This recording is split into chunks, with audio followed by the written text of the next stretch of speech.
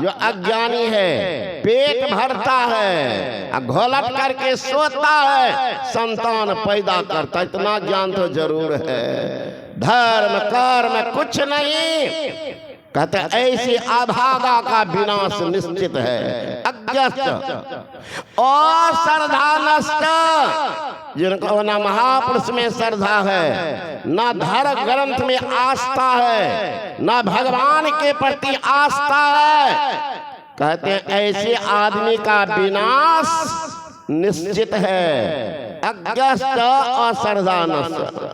संशयात्मा विनश्यति, जो संशय में पड़ा हुआ है उनका भी विनाश निश्चित है। करें कि न करें, दीक्षा ले कि नहीं ले, पार लगेगा कि नहीं लगेगा, कहते ऐसे आदमी का विनाश निश्चित है। अज्ञस्त अश्रद्धा नष्ट संशयात्मा विनश्यति। नायं लोकस्ति, न इसको इस लोक में, न परो न परलोक में कहीं चैन नहीं है। नायं लोकोस्ति न परो न सुखं संशयात्मनः, संशय में पड़ा हुआ। सत्संग बिना जग में मानव सम्मति गति पाना क्या जाने। वे आश्रित प्रकृति के लोग सत्संग में आना क्या जाने। जीवन में जितने दुख दिखते निज कर्मों के ही कारण ही, पर जिसमें इतना ज्ञान नहीं वह दोष मिटाना क्या जाने। सत्संग बिना जग में मानव सम्मति गति पाना क्या जाने। वे आश्रित प्रकृति के लोग सत्संग में आना क्या जाने। भांग तमाकू हफीम चरस बीड़ी सिगरेट पीने वाले एक व्यसन को तज न सके, वह मन बस करना क्या जाने। सत्संग बिना जग में मानव सम्मति गति पाना क्या जाने। वे आश्रित प्रकृति के लोग सत्संग में आना क्या जाने। जिनका मन करते रहता है आगे पीछे का चिंतन, करें कि न करें, दीक्षा लें कि नहीं लें, सत्संग में जाए कि नहीं जाए, कहते हैं ऐसे आदमी का विनाश भी निश्चित है। इसलिए संशय नहीं। डार्विन का कथन है, डमाडोल मस्तिष्क का आदमी बिना पतवाल के नाव के समान है। नाव पर चढ़ गए हैं, पतवाल है ही नहीं, नाव को किनारे से ढकेल दिए, क्या दशा होगी। भंवर में टकराएगी, नाव डूबेगी, आप उस पर डूब मरेंगे। इसलिए जिनका मंजिल मकसद ही निश्चित नहीं है उस आदमी का दुर्दशा भी सुनिश्चित है। तो मैं कह रहा था मच्छंदर नाथ भीख मांग रहे थे। गए माई को कहते हैं कि बाबा आप विसी माँ के पुत्र, मैं कैसी अभागनी पापनी हूँ बाबा, अभी तक ये गोद खाली है, एक भी संतान नहीं, एक भी संतान नहीं। मच्छंदर नाथ को दया आ गई, झोला में हाथ डाले, निकाले भस्म, कहते लो मैया लो, खा लेना भस्म को, लड़का होगा। मैं आऊंगा 12 वर्ष के बाद लड़का उपदेश करने के लिए, तब तक उनको संभाल के रखना। बाबा चले गए, मैया गई आंगन और माँ बहन को कहने लगी अब मैं भी खुद किस्मती कहलाऊंगी, मेरे भी आंगन में बच्चे किलकारियां भरेंगे, इधर उधर दौड़ेंगे, भाग्यशाली बनूंगी। मायदा कहने लगी सो तुमको क्या मिला। कहा एक बाबा दिए हैं भस्म, का खा लेना लड़का होगा। मायदा लगी बरगलाने, कहा बाबा कहाँ के थे, कहा उसका पता नहीं। क्या नाम था बाबा का? वो भी नहीं जानती। कहाँ आए थे बाबा? का भीख मांगने के लिए। महिला सब कहने जा रही पागल, भीख मंगा कितना दम है कि भस्म से बेटा देता है तो सब आदमी बबजिया से भस्म ले आते और सबको बेटा एकदम छिट देता गांव में। पागल कहीं की, कहीं खाएगी पेट में पत्थर होगा तो बबजिया को खोजते रहेगी, जिसको अता पता नहीं। कहीं खाएगी शरीर भारी हो गया और गांव में आग लग गई तो भाग भी नहीं पाएगी।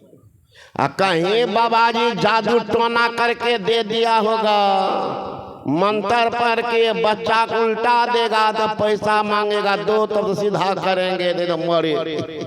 कहीं जादू टोना किया होगा बबजिया तब पता चलेगा। पागल कहीं की कहने लगी ठीक है कहती है बहन जी कौन ठिकाना है, भीख मांग रहा था, इतना तो ताकत वाला नहीं होगा बाबा जी, पावर वाला। क्या करेगा, क्या करेगा, फेंक दिया। अब बुहार करके पूरे गांव के लोग एक जगह गोबर जमा करते बड़ा सा गड्ढा में, उसी में जा करके डाल। 12 वर्ष के बाद मच्छंदर नाथ पहुंच गए। खजारी मैया वो लड़का कहाँ है? डर गई, बाबा मैं खाई नहीं। वृथा न हो ही देव ऋषि बानी, देव ऋषि की बानी व्यर्थ नहीं जाती है। वृथा न हो ही देव ऋषि बानी। का बाबा मैं नहीं खाई, का जारी अभागा बदनसीब, तो मेरा मौज था दे दिए थे। लड़का तो तैयार हो गया होगा, कहाँ फेंकी चल पता। दौड़ती गई गांव के बाहर, कहती इसी गड्ढा में डाली, चल हट आगे से।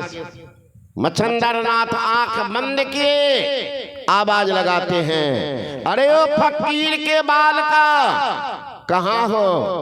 ओ फकीर के बाल का कहाँ हो? भीतर से आवाज आती है, गुरु महाराज मैं बहुत भीतर में दब गया हूँ। 12 बता गोबर जमा किया कपार पर, मैं हाथ बढ़ाता हूँ पकड़ निकल। जो ही हाथ बढ़ाया गड्ढा में 12 वर्ष का लड़का उंगली पकड़ बाहर निकल गया।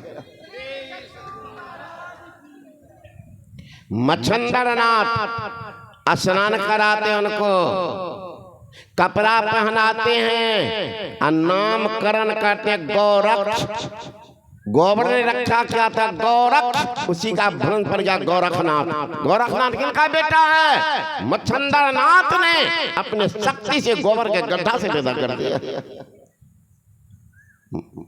लेके चला साथ में, रास्ते में गए, का बेटा भूख लगी है, इंतजाम करोगे? का जी गुरु महाराज मैं वृद्ध हूँ, बैठता हूँ, तुम जाओ। चले गए गांव में, आवाज लगाते हैं, अरे कोई माई हो, गुरु महाराज को भूख लगी है, थोड़ा भोजन दो। अरे कोई माई उदार हो, गुरु महाराज को भूख लगी है, थोड़ा भोजन दो। एक माई देखी, इतना कम उम्र का, बाबा जी नजदीक आके पूछने लगे, बाबा किसने तुमको कष्ट दिया, किससे परेशान हो गया, सोतेली माँ है क्या? मच्छंदर गोरखनाथ चुपचाप सुन रहे हैं। मैं का तो पोते नहीं है, बाप का पोते नहीं, क्या बोलता। कहा इतने कम उम्र में साधु क्यों बन गया? आज अब बोला गोरखनाथ, कहे मैया जामन मरण बहुरी वियोगी, ताथे गौरख भेला जोगी। हे मैया जन्मने मरने में जीव को बड़ा कष्ट होता है, इसीलिए उसी दुख को देखकर मैं साधु बन गया। जामन मरण बहुरी वियोगी, ताथे गौरख भेला जोगी। आबे संगे जाय अकेला, ताथे गौरख राम रमेला।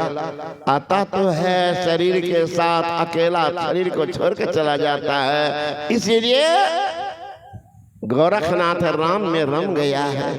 आबे संगे जाय अकेला, ताथे गोरख राम रमेला। हे मैया, गुरु महाराज इंतजार करते होंगे। मैया गई दौड़ करके, घर से ले आई बड़ी भात। ले जाओ, ले जाओ। गया मच्छंदर नाथ को बड़ी भात खिला दिया। मच्छंदर नाथ ने कहा, बेटा माई तो बड़ी अच्छी बड़ी बनाई है, और मांग के ले आओगे? का जी गुरु महाराज, अब तो देखा हुआ घर दौड़ के फिर गया। मैया था और बड़ी भात। मैया ने कहा, अरे अबूध सन्यासी, तुम्हें संसार का कोई ज्ञान अभी तक नहीं हुआ। भोजन बनाई है अपने पति के लिए, बेटा बेटी नाती पोता के लिए। थोड़ा ज्यादा था तो हम दे दिए, अब नहीं दूंगी, जाओ दूसरे घर में मांगना। कहा, मैया गुरु महाराज बड़ी भात मांग रहे। कहा, तुम पेटू हो क्या, तुम खाए हो? नहीं, गुरु महाराज खाए। कहा, वैसे बड़ी भात जाओ दूसरे आंगन मांगो। कहा, नहीं मैया थोड़ा दो।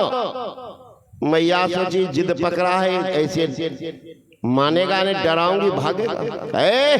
साधो, अब ऐसे देने वाली मैं नहीं हूं। अगर तुमको देती हो तो घर में किनको भूखा रखो? बता तुमको देती हो तो किसी को भूखा रखना पड़ेगा। जाओ। नहीं मैया थोड़ा दो। कहा, वैसे नहीं दूंगी। का तब एक आंख निकाल के दो, बड़ी भात दे दो।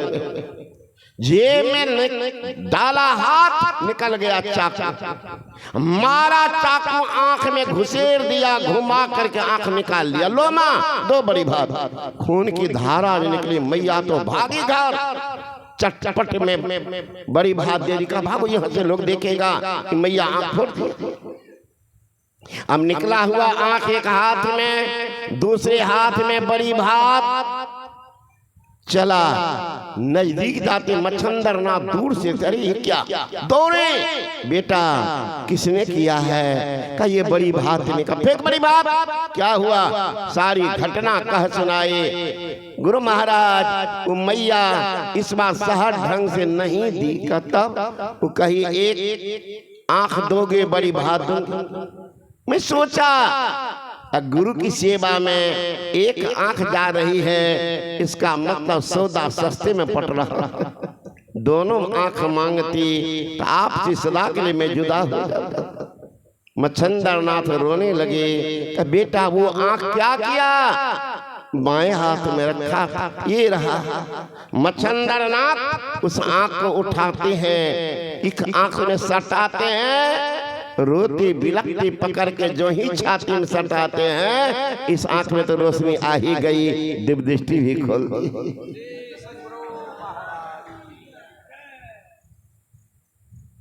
राम भक्त यही वंश में आज तक तो बुढ़ा बुढ़ी को पति नहीं है।